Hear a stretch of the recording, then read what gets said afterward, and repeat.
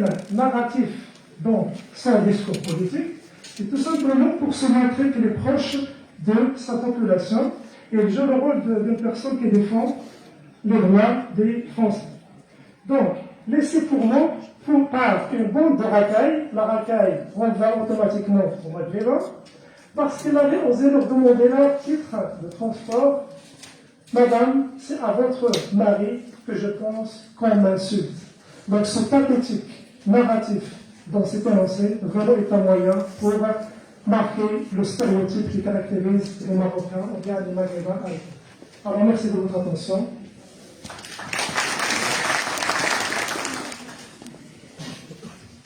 Merci beaucoup, Selma. Et on est passé de l'ambiguïté dans la littérature et comment ce procédé traduit. Excusez-moi, donc je disais, on est passé de la littérature, de l'ambiguïté dans la littérature à la lecture et l'approche de l'ambiguïté dans le discours politique. Excusez-moi. Et là, donc,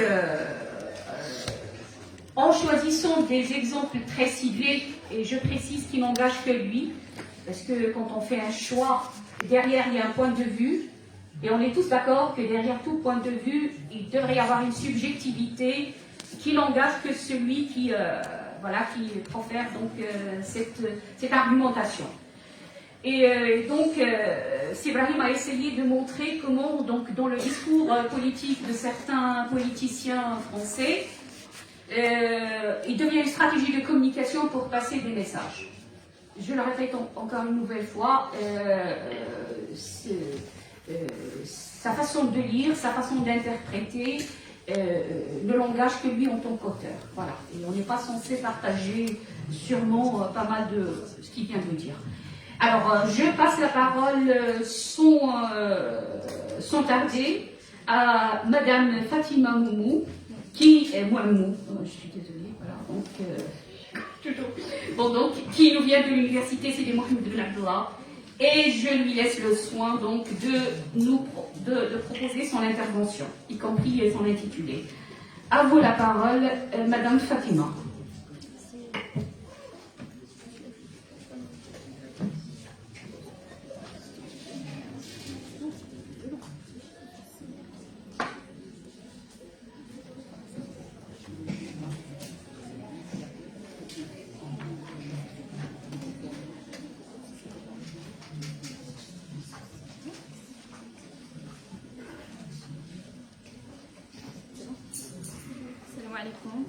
Bonjour à tous et à toutes.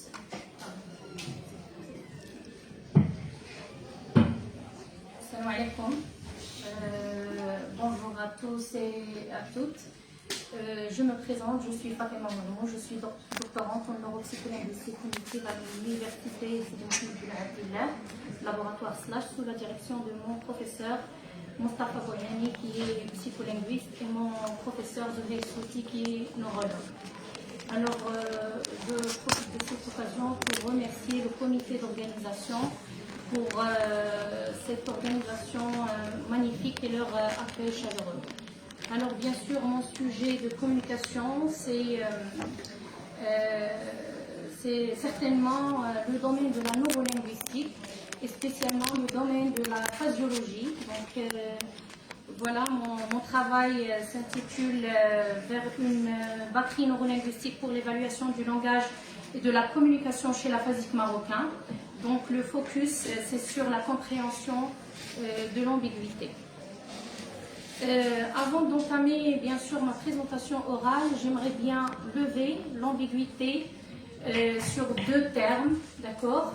Donc la batterie, d'abord je ne parle pas de la batterie proprement dite, mais je parle d'un outil d'évaluation qui nous permet d'évaluer les composantes du langage chez les personnes, que ce soit des enfants, des adultes ou les personnes âgées. Bien sûr, l'aphasie, je parle de l'aphasie, ça veut dire une perte totale ou partielle du langage suite à un accident vasculaire cérébral.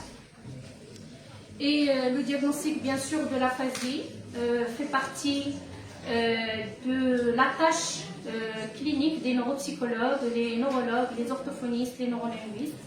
Donc c'est une urgence clinique.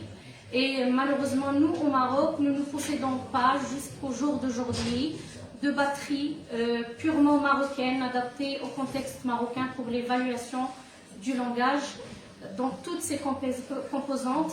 Et bien sûr, l'ambiguïté fait partie de ces composantes des items qu'on doit évaluer chez ces personnes affectées. Alors, le plan de ma présentation, c'est une introduction, la problématique, l'ambiguïté comme un symptôme clinique très sensible, la définition et les types des ambiguïtés, la levée de l'ambiguïté par le contexte, le traitement psycholinguistique de l'ambiguïté, la neuroscience, le rôle hémisphérique, les lésions cérébrales et déficits, le rôle des fonctions cognitives, les applications, comment j'applique les résultats de ma recherche sur l'arabe et le darija ou le dialecte marocain, et puis je finis par des conclusions et des perspectives. Comme introduction, vous savez tous que le langage est un système extraordinairement très riche. Un mot, une expression ou même une intonation peut ouvrir plusieurs chemins d'interprétation. Chez un locuteur sain, bien sûr, le cerveau navigue facilement donc entre ces possibilités grâce à un équilibre subtil entre activation, ça veut dire l'accès au lexique mental, l'inhibition et l'utilisation du contexte.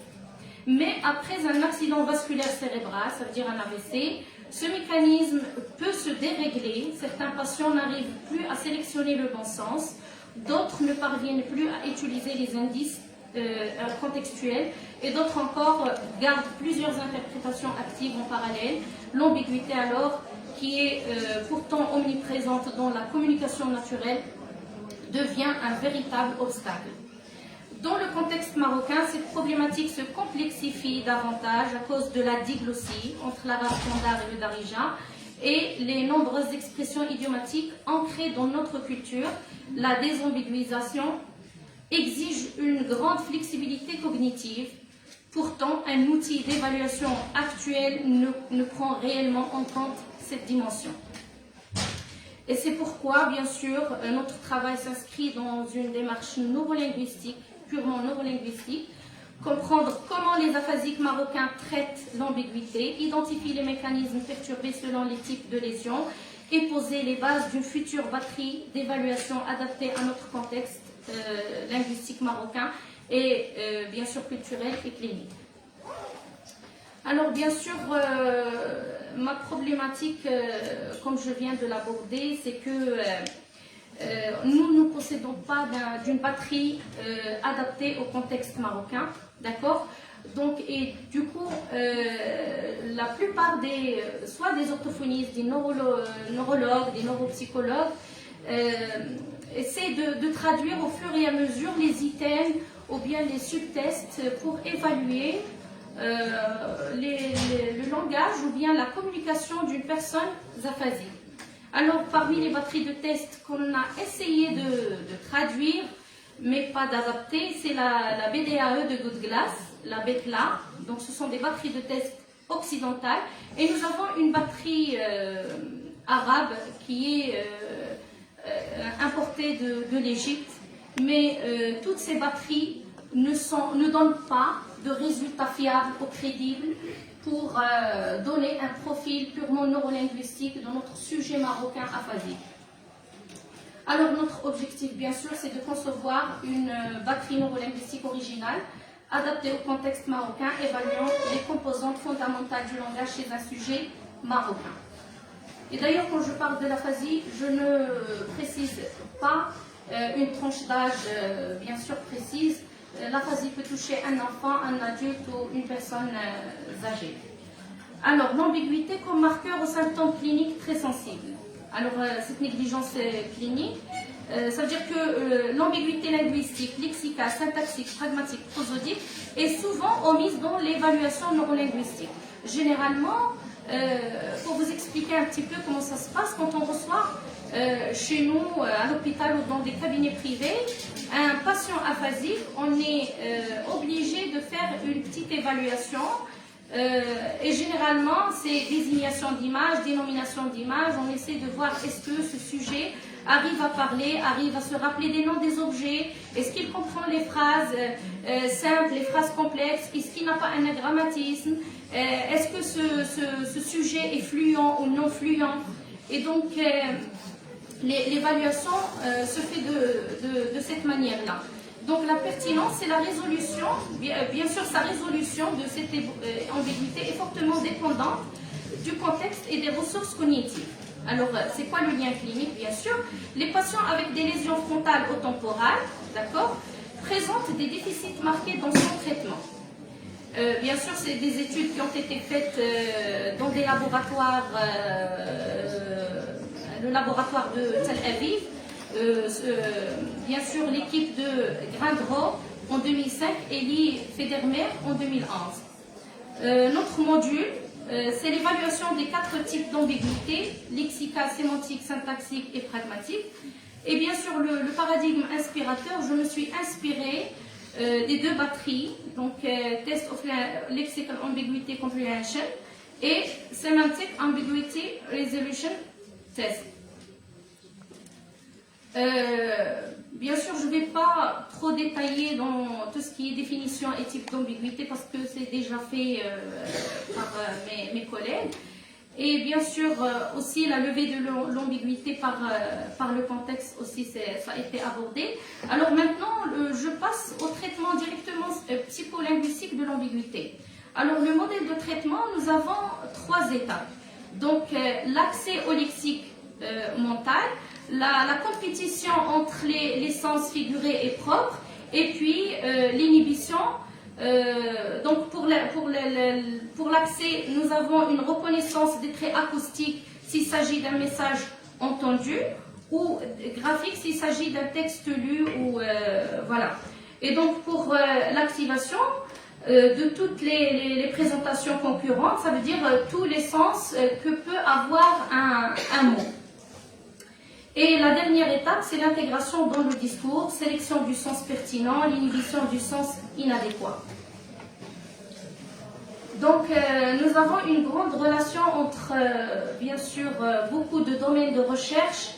Donc, la neuroscience aussi a travaillé sur l'ambiguïté linguistique et elle a essayé d'aborder un petit peu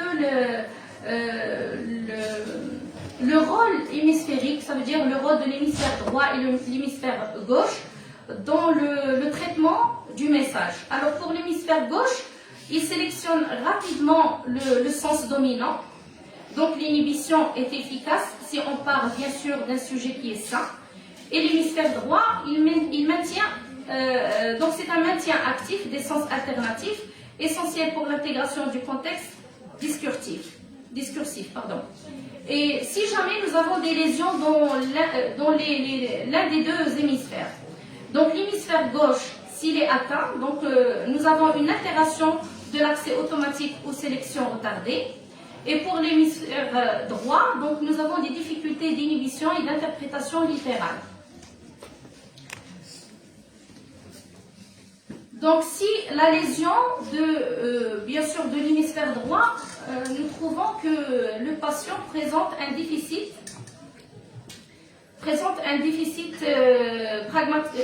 pragmatique et un problème d'inhibition. Bien sûr, des difficultés à utiliser le contexte.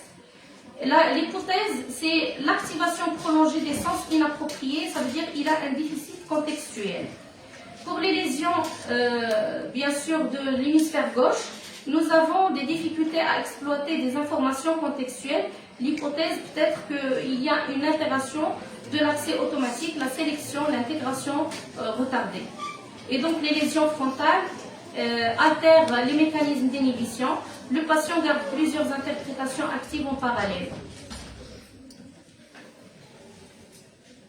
Alors, je parle maintenant du rôle de la mémoire de travail et des fonctions exécutives. Bien sûr, la mémoire de travail est une ressource commune sollicitée par le traitement et le stockage de l'information. Donc, la compréhension exige la gestion constante de produits partiels. La conséquence, c'est que la qualité d'activation doit rester sous la limite de la mémoire de travail pour éviter la surcharge. Et pour les fonctions exécutives, bien sûr, donc le rôle principalement c'est l'inhibition, ça veut dire le freinage d'un comportement Donc l'inhibition elle est cruciale pour la suppression du sens inapproprié et la focalisation sur le sens pertinent. Donc, l'application en arabe littéral et en darija. Donc l'arabe est une langue riche en ambiguïté, une langue métaphorique. L'arabe se distingue par sa richesse en ambiguïté lexicale, syntaxique et sémantique et idiomatique. Donc nous avons des exemples, bien sûr, en arabe, ils sont innombrables. Par exemple, un sujet aphasique, si vous lui dites comme ça, donc certainement il trouvera des difficultés pour activer le sens figuré et comprendre cette expression idiomatique. Alors, pour conclure, bien sûr, pour un diagnostic plus fin au Maroc et pour un profil neurolinguistique du sujet aphasique marocain correct, nous sommes dans l'obligation d'adopter bien sûr des batteries de tests et de les adapter au contexte marocain pour un bon profil neurolinguistique et pour une éventuelle bonne prise en charge de ces patients. Et donc fournir un outil de diagnostic précis et culturellement pertinent au service d'une rééducation orthophonique, neurolinguistique et neuropsychologique ciblée pour les aphasiques au Maroc. Donc c'est une urgence clinique. Et voilà, donc quand le cerveau retrouve le sens, la parole retrouve la vie. Et merci beaucoup.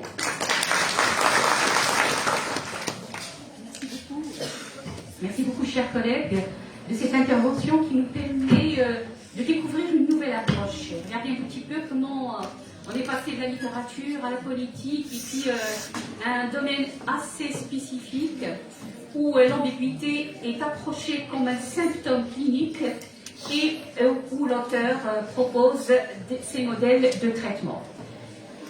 On continue donc avec les chercheurs là qui nous viennent de l'université Sidi Mohamed Ben Abdallah et je passe la parole à Monsieur Hicham El Omari pour une intervention en anglais. À vous la parole, c'est Hicham.